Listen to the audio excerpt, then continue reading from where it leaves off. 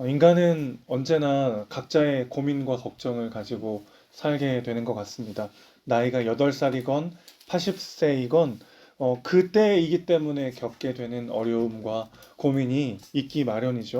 다른 사람이 보기에는 아무것도 아닐 수 있는 고민이라고 할지라도 자기 자신에게는 굉장히 심각한 문제일 수가 있습니다. 모두가 사실은 그 나이를 처음 살기 때문에 모두가 내가 겪는 문제는 처음 겪는 문제고 제일 힘든 문제일 수 있는 것이죠. 이승철이라는 가수의 아마추어라는 노래가 있습니다. 제가 굉장히 좋아하는 노래인데 아무도 가르쳐주지 않기에 모두가 처음 서보기 때문에 우리는 세상이란 무대에선 모두 다 같은 아마추어다. 이런 가사가 있어요. 제가 예배 시간만 아니면 노래를 불러드릴 텐데 삶이라는 무대에서 우리는 다 그 나이를 처음 사는 아마추어죠.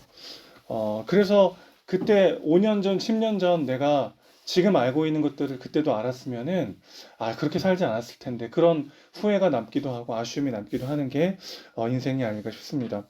오늘 시편의 저자도 극심한 낙심과 불안에 시달리고 있어요. 오늘 본문을 묵상하면서 문득 참 위로가 되었습니다. 인생의 어려움이라는 것이 내 안의 힘듦이라고 하는 것이 누구에게나 찾아올 수 있는 거구나. 나만 힘들고 나만 어려운 게 아니라 삶이라는 것이 누구에게나 만만치 않은 것이구나 라는 것을 우리는 다시 한번 오늘 본문을 통해서도 확인할 수 있는 거죠. 성경에 기록된 시편의 저자도 너무나도 심각한 문제와 어려움과 낙심이 찾아와서 하나님께 부르짖는 모습을 보게 됩니다. 살면서 고난과 어려움을 겪지 않는 사람은 없습니다. 위대한 믿음의 사람들 치고 낭망을 경험하지 않은 사람도 없죠. 오히려 하나님께 귀하게 쓰임받는 사람들일수록 더 심한 불안과 고통에 시달릴 때가 많이 있습니다. 그렇다면 그냥 하나님과 상관없이 사는 사람들과 믿음의 사람들이 어떤 차이가 있는 것입니까? 믿음의 사람은 낭망할수록 하나님을 붙잡는다는데 그 차이가 있습니다. 불안할수록 하나님을 더 힘써 찾는다는데 궁극적인 차이가 있는 것이죠. 그러니까 고난의 유무가 이 사람이 믿음의 사람인가 아닌가를 판단하는 기준이 되는 게 아니라 그 고난에 대한 반응이 그 사람이 정말 믿음의 사람인가를 드러내주는 기준이 된다는 것이죠. 영혼이 낙심될 때 여러분은 무엇을 통해 위로를 받고 계십니까? 세상 사람들은 어떤 쾌락, 즐거움을 찾으며 고통을 잊으려고 합니다.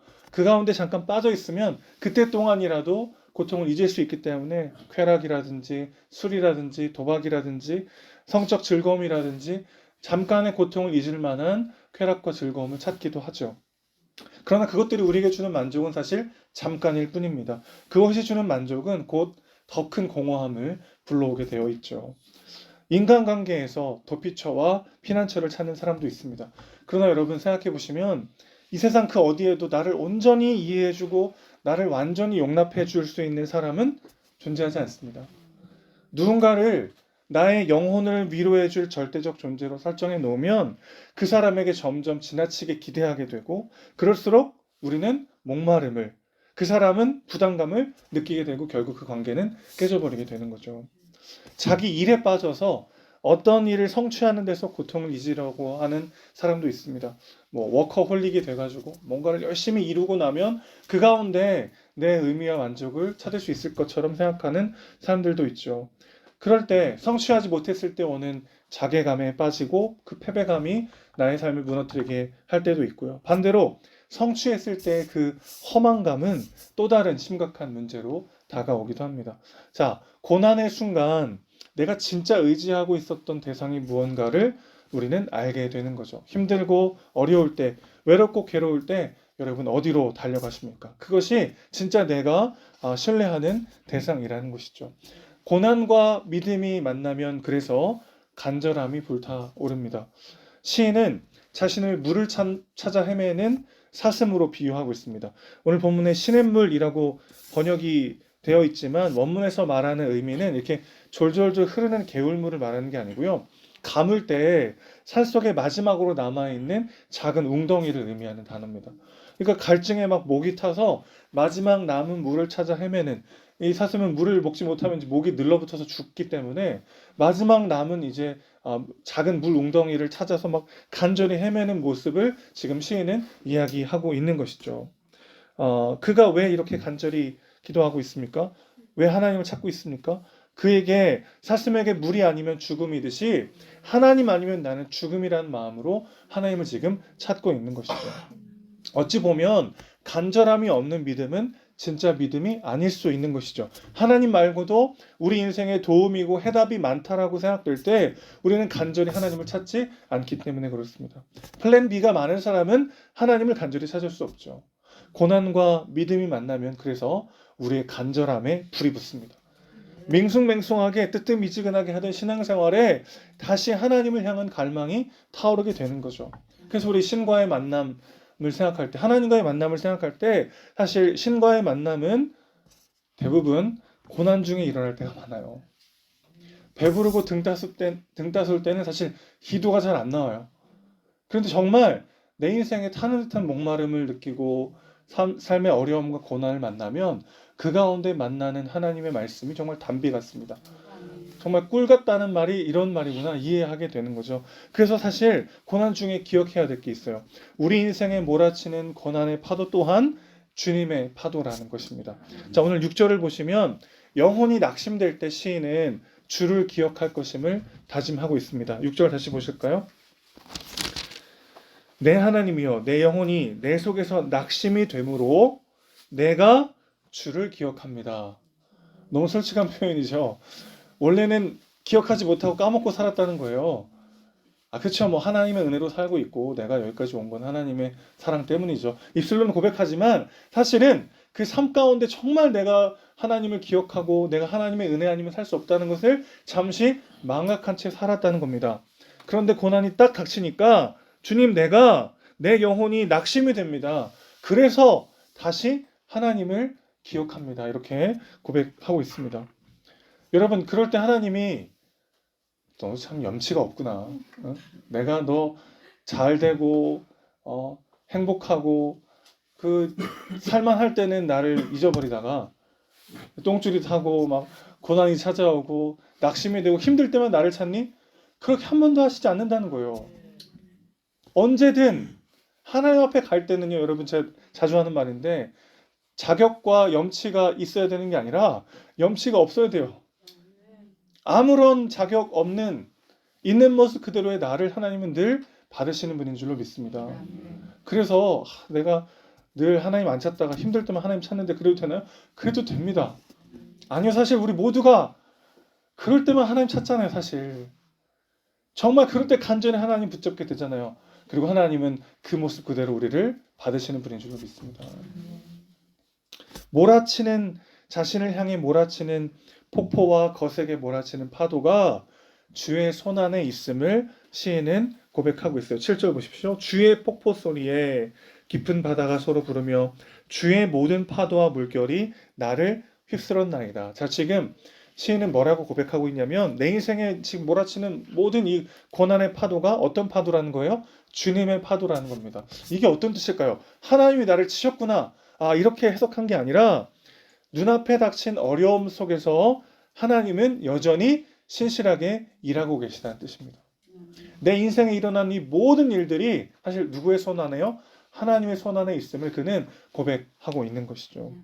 그래서 낙심과 불안은 하나님께 소망을 두어야 함을 기억하는 사인인 줄로 믿습니다. 여러분 뼈를 찌르는 칼같이 마음을 찌르는 비방을 받아보신 적이 있습니까? 정말 말 그대로 시예요. 정말 찰떡 같은 표현인 것 같아요.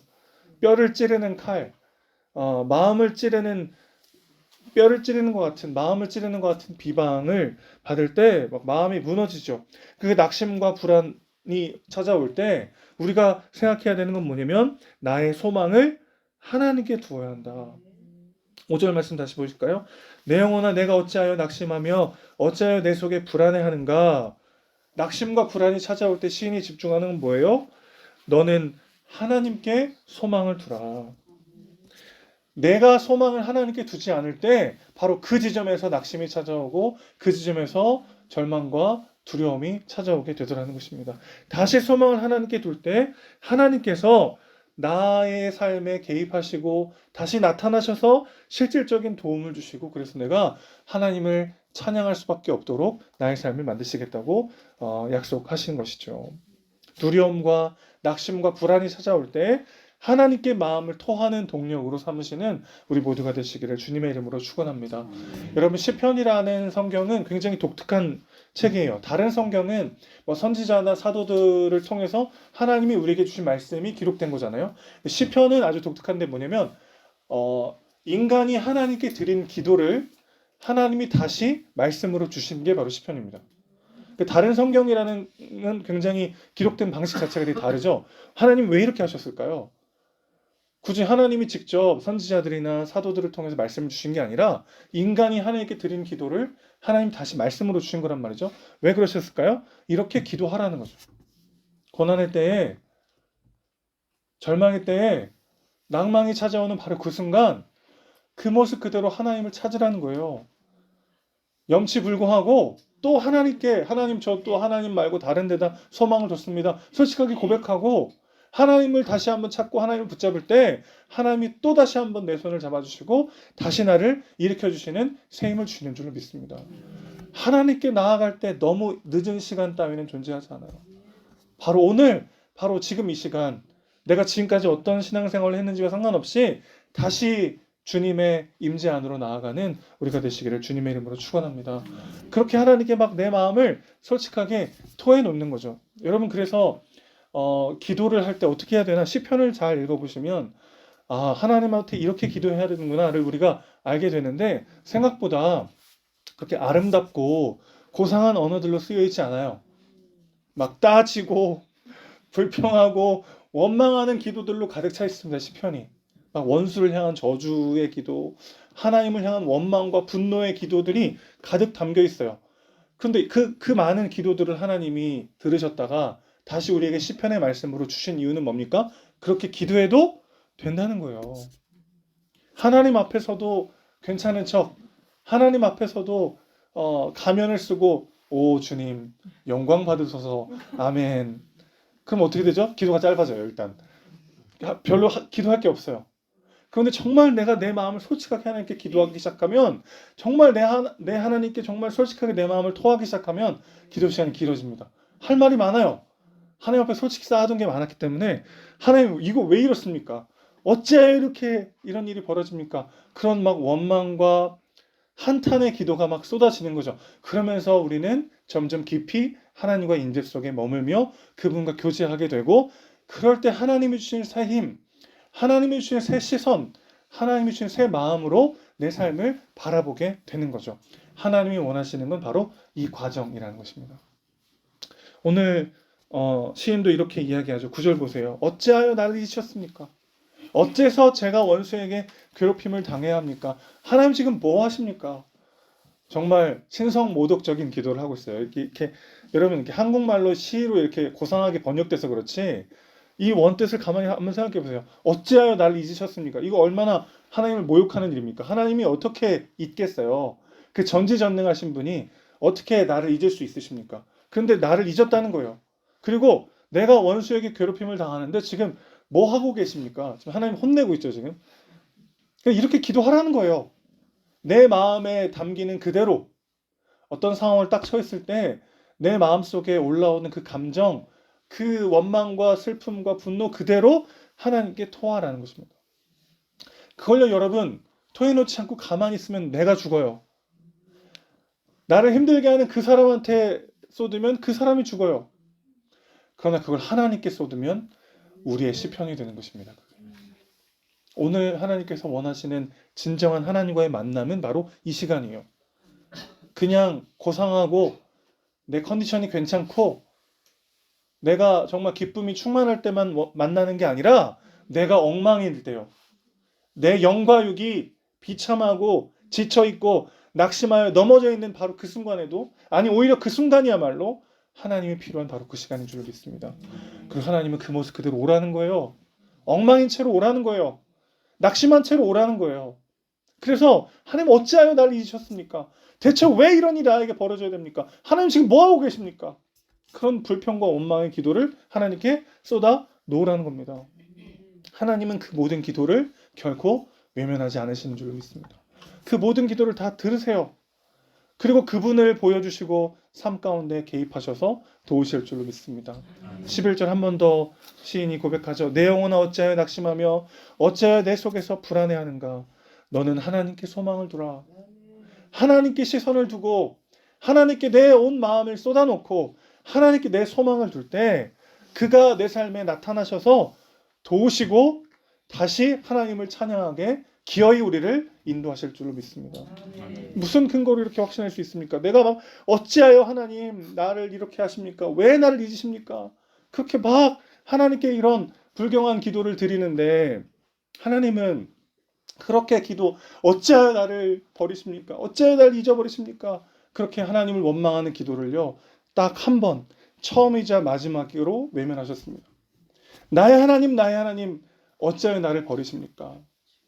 하나님을 향해 기도했던 예수님의 그 마지막 절규, 어찌 보면 그의 공생의 전체 동안 딱 한 번 했던 하나님에 대한 절규와 원망의 기도, 그 기도를 하나님은 끝끝내 외면하시죠. 가장 사랑하는 아들이고 아버지의 사랑과 축복과 은혜를 받아 누리기에 가장 합당했던 그 아들의 마지막, 처음이자 마지막이었던 그 절규를 하나님은 끝까지 외면하셨습니다. 그리고 우리의 절규, 우리의 원망, 우리의 기도를 들으시기로 작정하셨습니다. 하나님께 소망을 주십시오. 하나님께 여러분의 마음을 쏟으십시오. 하나님과는 항상 고난 가운데 더 깊이 만나게 되어 있습니다.